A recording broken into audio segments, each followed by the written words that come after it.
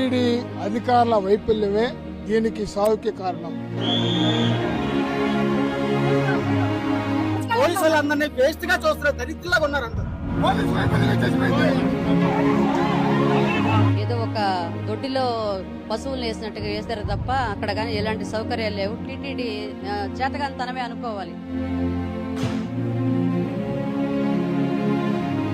మా పిల్లలు ఇంకా వస్తున్నారు అనుకున్నామండి, వెనక ముందు అయిపోయి వస్తున్నారు అనుకున్నాం.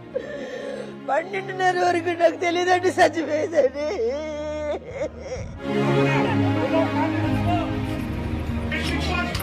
అరుస్తున్నాం, చచ్చిపోతున్నాం, మేము చచ్చిపోతున్నాం, కాపాడండి అని. టీటీడీ వైఫల్యం వల్లనే ఈవేళ భక్తులు చనిపోయారు.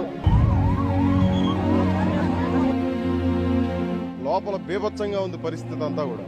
అసలు ఏం జరుగుతుందో అర్థం కానటువంటి పరిస్థితి. ఈ తొక్కిసలాటకి ఎవరు కారణము, దీనికి ఎవరు బాధ్యత వహించాలి?